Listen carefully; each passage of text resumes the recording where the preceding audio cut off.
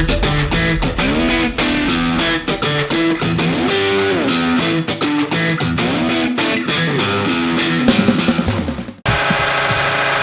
maintenant, on va voir comment ouvrir le fond de la citerne.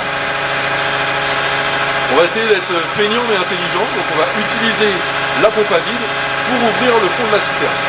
Pourquoi utiliser la pompe à vide? Parce qu'en fait on va utiliser le vide de la citerne pour comprimer notre joint. Une fois que le joint va être comprimé, on va avoir beaucoup plus de facilité à ouvrir les volants de la citerne.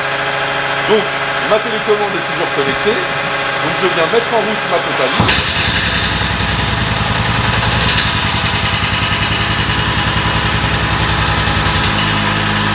Je suis en train de descendre en vide.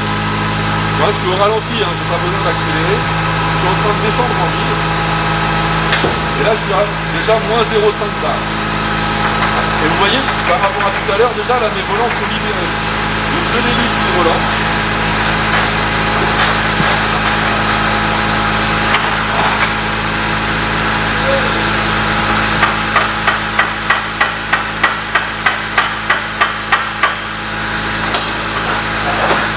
Voilà, mes deux volants sont dévissés. Je vais en profiter d'être en vide pour venir nettoyer un peu ma soupape de dépression sur le dessus de la citerne.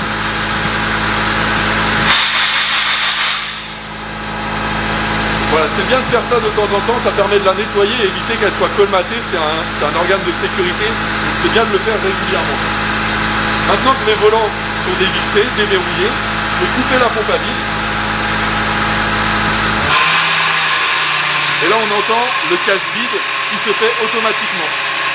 Donc automatiquement, la citerne va revenir à la pression atmosphérique. Une fois qu'on sera à 0, le fond va s'ouvrir tout seul. Ça va être très simple.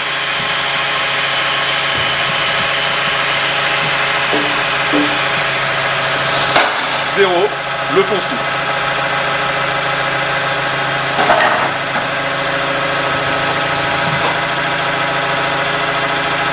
On va vous montrer un petit peu l'intérieur de la citerne.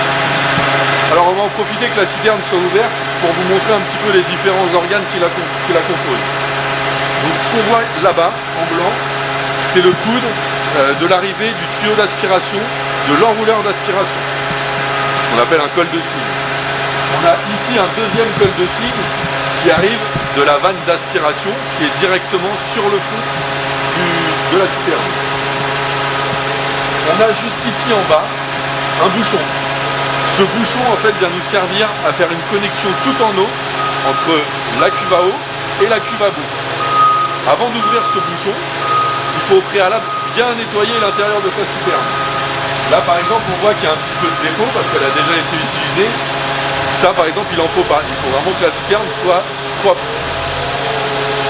La dernière chose qu'on va pouvoir trouver et qui est assez importante, alors on ne le verra pas à la caméra, mais au bout là-bas, on a un capteur, c'est le capteur de détection de niveau eau de boue, donc le niveau OHAUT, qui nous permet de couper la pompe à vide quand on est en niveau boue maximum. Donc quand on ouvre sa citerne, on prend la haute pression et on vient mettre un petit coup de nettoyage sur ce petit capteur qui est juste en haut à droite de la citerne. Voilà ce qu'on pouvait dire sur l'intérieur de notre citerne. Donc maintenant, on va procéder à la fermeture de la citerne. Donc on va faire exactement la même procédure que tout à l'heure pour l'ouverture. On va utiliser la pompe à vide pour sceller. Tout d'abord, il faut bien sûr refermer la citerne et mettre les crochets en place.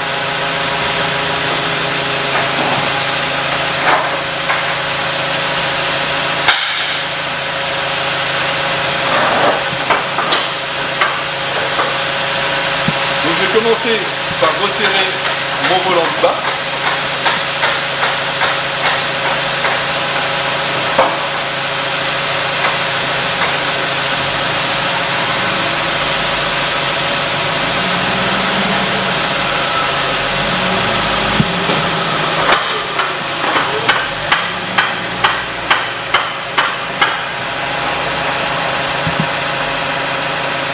Là, je suis en train de regarder le jour que j'ai entre le fond et mon joint.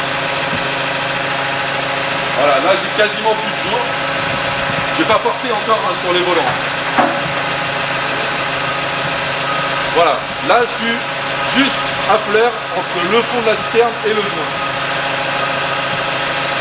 Je vais remettre en route ma pompe à vide.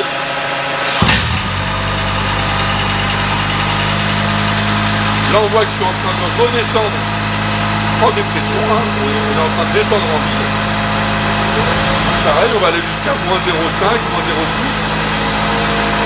Vous avez vu, j'ai quand même serré un petit peu les volants hein, avant de mettre en route ma pompe à vide. Malgré tout, regardez, une fois que le joint est serré, est bien compacté, bien étanche. Vous voyez, là il faut remettre du serrage.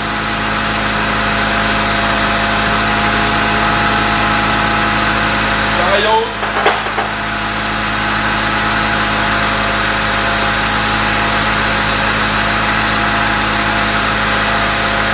À partir de là, j'ai plus qu'à couper ma pompe à vide.